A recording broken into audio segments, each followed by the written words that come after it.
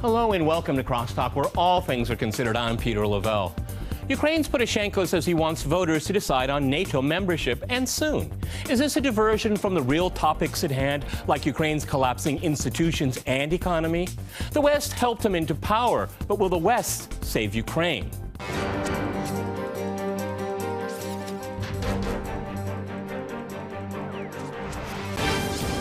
To crosstalk Poroshenko's push for NATO membership, I'm joined by my guest, Cheryl Schwenninger in New York. He is the director of the World Economic Roundtable at the New America Foundation. In Columbus, we have John Quigley. He is a professor emeritus at Ohio State University who dealt with the Crimea issue at the request of the U.S. State Department. And in Paris, we cross to John Laughlin. He is director of studies at the Institute of Democracy and Cooperation. All right, gentlemen, crosstalk rules in effect. That means you can jump in anytime you want, and I very much encourage it. John, if I can go to you first in Paris. Poroshenko is very keen on NATO membership. Now, is that a relation? Is that because of the dire economic situation in Ukraine, and with winter is setting in, there is no Russian gas going to Ukraine right now. They can't afford it. Or is this, something coming from Washington, or a combination? No, it comes definitely from Washington and from Brussels, and no one should be surprised about this move. NATO membership and rapprochement with the West, or inclusion in the West in one form or another, but including with NATO, was always on the agenda. And this point, I think, was sometimes overlooked. In the association agreement with the European Union that Ukraine eventually signed after the Maidan revolution in March, it was signed in March, in that association agreement, it requires Ukraine to make its foreign and security policy converge with the common foreign and security policy of the European Union. Well, since the Lisbon Treaty of 2010, the common foreign and security policy of the European Union is itself aligned with that of NATO and may never diverge from that of NATO. So by signing the agreement in March, Ukraine brought itself in line with NATO already, including in military policy. And the fact that its government is now thinking of actually joining the alliance, in spite, by the way, I might say, of denials by many people in the West that this would ever happen, the fact that it's now seeking to actually join it formally only brings into relief what, in fact, was always on the agenda from the very beginning of the Ukraine crisis. Okay, let's go to New York. Cheryl, do you agree with that? Because, if you look at public opinion polls before the crisis started, let's say a year ago, there's consistently Ukrainian public opinion was against NATO membership. They wanted neutrality, non-alignment. But with the coup and with the return of Crimea to Russia, and for all intents and purposes, the separation of the Donbass, I suppose maybe the numbers are now in Kiev's favor. Maybe this was what it was all about from the beginning. Yes, well, I do think there has been a bit of a sea change in Ukrainian attitudes, but that's been driven mostly by the leadership in Kiev. And while there are certain groups in the West, in the U.S. particular, that would like to push Ukrainian membership in NATO, I think the principal drivers are the leadership in Kiev. And it's not a helpful move. This obviously has been one of the main worries of Moscow. It violates the spirit, I would argue, of the post-Cold War settlement. And today it's a huge disruptive diversion. Yep. Of the serious economic and political conditions in Ukraine. Ukraine is a deeply divided country, politically, economically. It's on the verge of economic collapse. The last thing we should be introducing into discussion is an explosive issue such as NATO membership. We ought to be looking at ways of solidifying the various ceasefires. The one that was recently announced maybe is putting the ceasefire back into place, and we need to address the serious shortcomings in the in the political reform and economic yeah, but reforms let me go to that John. the Let me go to Kiev John. membership has proposed. I agree with you, but nobody wants to do that. I mean, I've been talking about this for months and months and months, and there's no rational discussion going on in Washington. Let me go to John in Columbus here. When I look at Poroshenko's words, he wants, the West to take care of Ukraine now, to pay for Ukraine, to protect Ukraine. And almost to the point where in Western media, people think Ukraine already is a member of NATO the way they talk about it. Yes, I think it's rather odd that President Poroshenko is now seemingly pushing towards more a rapid affiliation with NATO, because that hasn't been his position all along. So it may well be that he's being pushed by the West. I think he may also be in the situation of being pushed by some political forces within Ukraine. And as Cheryl said, it is especially difficult now that Crimea is not part of Ukraine and that the Donbass is factually at least separate. It means that what is left is the opinion in the central and western parts of Ukraine. Okay, Cheryl, if I go back to you in New York, but if you look at the NATO treaty very carefully when it comes to the clauses dealing with membership, Ukraine is in no way, shape, or form eligible at all for NATO membership because it has territorial disputes with its neighbors, namely Russia. So how in the world can rational, legal minds in the West be thinking about NATO membership for this country that is on the state of collapse and has hostilities going on within its borders? Go ahead. It does border on irresponsibility to be raising the issue at this time. Not only does it have unsolved territorial disputes with its neighbors, itself is in the middle of a civil war and with deep political divisions. As you pointed out, until recently, NATO membership was opposed by a great majority of Ukrainians, including some Ukrainians in the west and central parts of the country. Moreover, I worry that NATO membership and even talk of NATO membership is an invitation for the leadership in Kiev to act irresponsibly, to take risk or try to gain leverage and not to direct the political issues that have to be faced in dealing with the eastern and southeastern parts of Ukraine, because there are some really legitimate concerns and disputes there that have to require compromise. And I worry that NATO membership is an excuse to act irresponsibly and not face up to those political and as well as economic failings. Okay, let me go to John Laughlin here, but that would just be a continuation of policy, Western policy towards Ukraine for the last year. Irresponsibility, because there are certainly people in Washington that would love to have a conflict with Russia and use Ukraine as the conduit. Go ahead, John. That's very strongly my view. I totally take what the other speakers have said about why Kiev wants this, and I very much take the last point that was made about the moral hazard that will be created. The speaker didn't use that word, but I'll use it. Of course, it encourages irresponsibility, but my very firm view is that this is being driven by Washington and Brussels.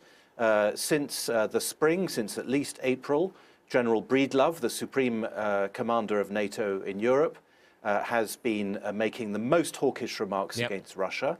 And my firm belief is that the whole Ukraine crisis, going back to even before the Maidan coup, in other words, going back to November 2013, was in a sense stimulated and aggravated in order to have a confrontation with Russia. I believe that the West needs a confrontation with Russia for two reasons. Firstly, to shore up the European Union, which of course is in a state of internal collapse with the euro, and for which public support is hemorrhaging away, as we've seen in the European elections, and also to create support, at least in the minds of these people, who are crazy in my view, but the idea is to create support for the further consolidation of the Western Bloc through the creation of a transatlantic free trade zone. Victoria Nuland, the Assistant Secretary of State, who played a key role in the Maidan events, said in November 2013, 2 weeks before the Vilnius summit, that there needed to be a transatlantic renaissance. And I think that this is the program. This is the reason why a confrontation with Russia is being actively sought out, and Ukraine is the theater for that confrontation. Okay, let me go to John in Columbus, Ohio. You know, putting all your apples in the Ukrainian cart is really a bad idea, I think.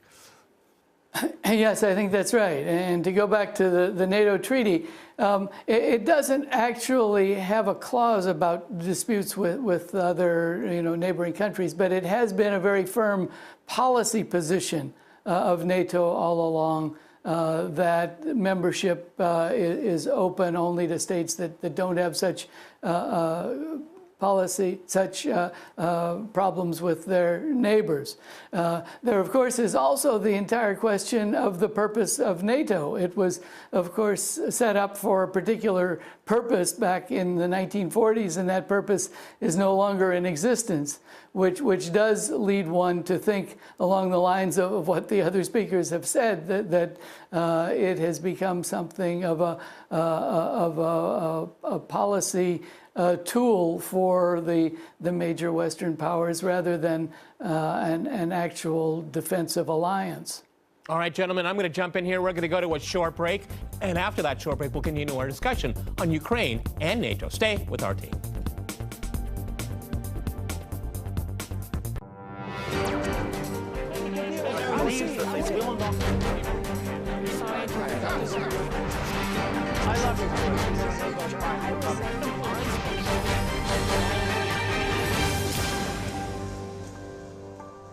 Welcome back to Crosstalk, where all things are considered. I'm Peter Lavelle. To remind you, we're discussing President Poroshenko's push for NATO membership.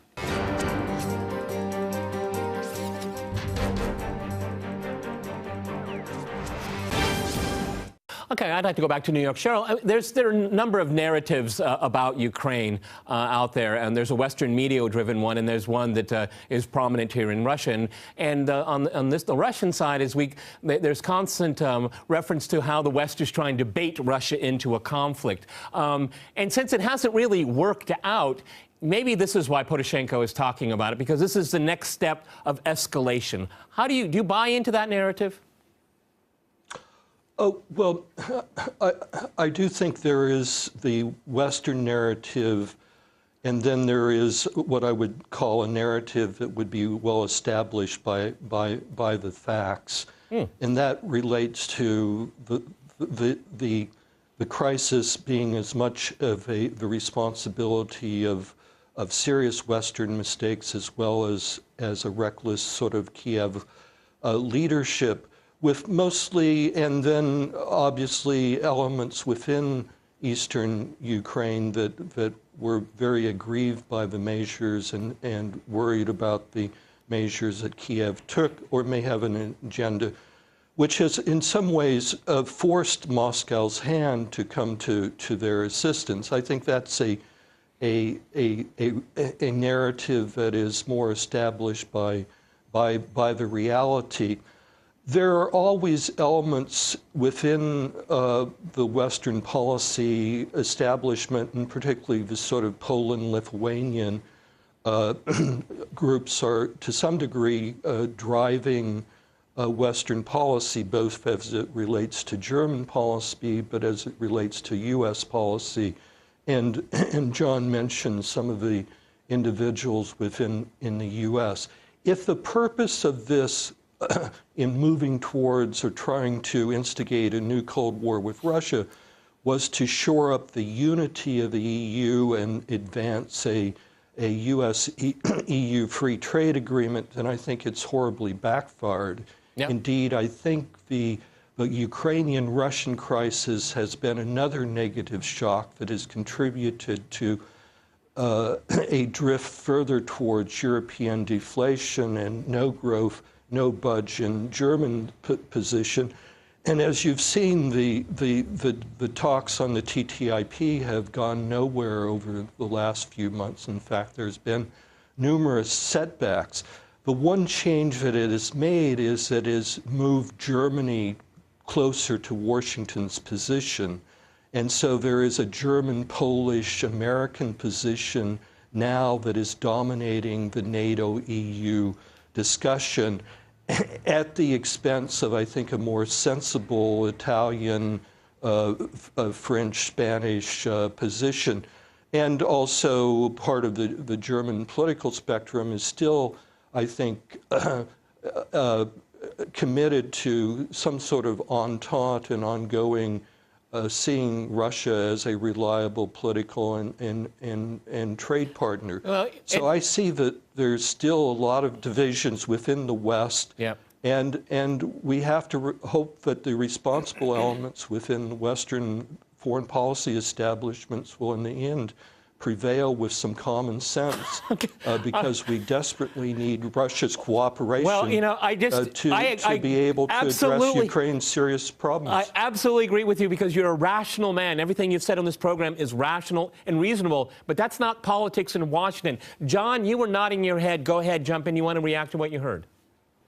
I very much share the sentiments, and of course I wish that rational policies would prevail and common sense would prevail. Unfortunately, what worries me precisely is that Western leaders seem to me to be in the grip of ideology, which makes them, quite frankly, blind to reality. Yep. There have been many examples of this in the Ukraine crisis. One of the worst, I think, was President Obama's famous statement in March that there had been a referendum in Kosovo, a statement he made in a speech in Brussels, which remains uncorrected to this day on the site of the White House. Yeah.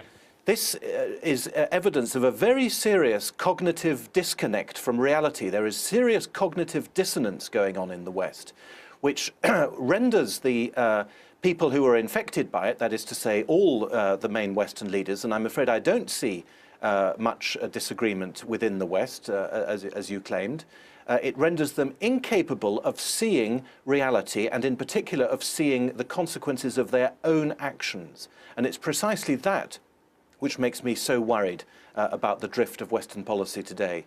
We're looking at not just trade, but we're looking at military alliances.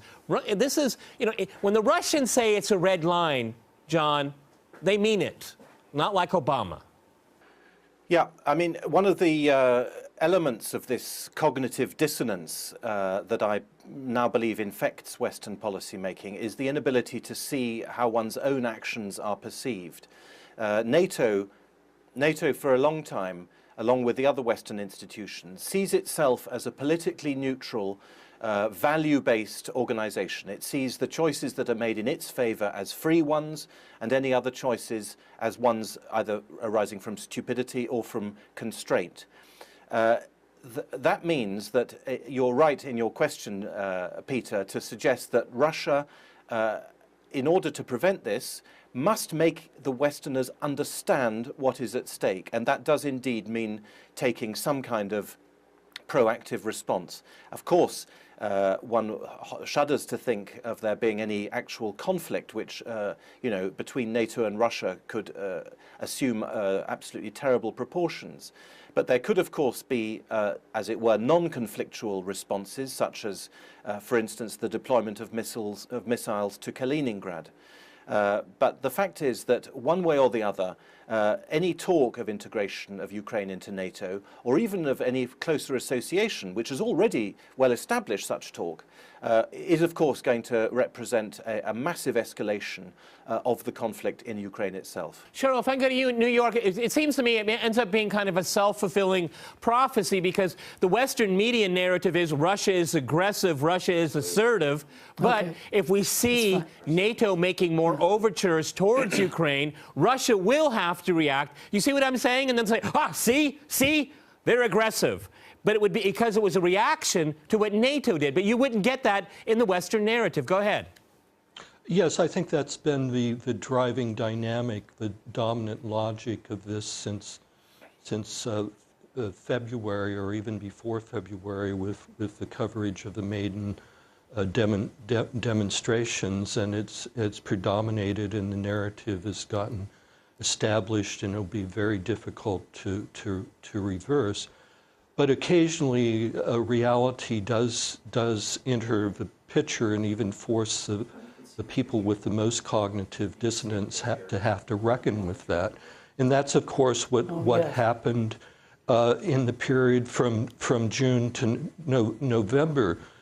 Washington opposing France and Germany encouraged Poroshenko to reject a ceasefire at that point, and Kiev escalated their so-called anti-terrorist operation, only to provoke a stronger response in terms of Russia supplying the Russian separatists in the east. And Kiev forces suffered a serious military setback on top of an economic setback.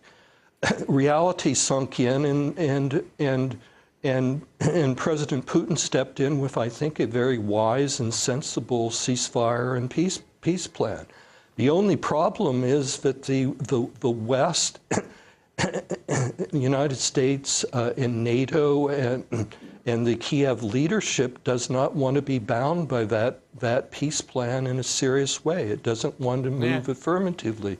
So it takes any little measure of continued Russian support or any deviation from the election campaign to reestablish its casus belli towards the east and to move towards military operations. And then when they face new economic and military setbacks, they're forced to reconsider again. Okay, John in Columbus, I want to give you the last word on the program. I mean, are we experiencing moral hazard here?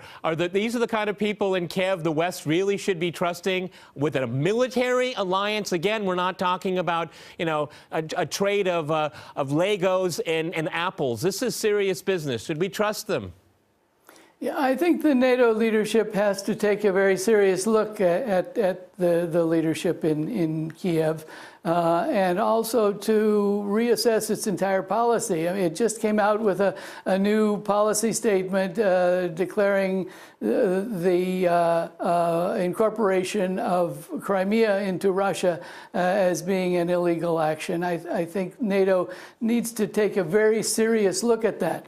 If you see what happened with Scotland recently, where the UK government said, yes, a vote would be respected for separation, you know, why is it that NATO is taking the opposite view when it comes to Crimea? Well, hypocrisy is the first word that comes to my mind. Many thanks to my guests in New York, Columbus, and in Paris. And thanks to our viewers for watching us here at RT. See you next time. And remember, crosstalk rules.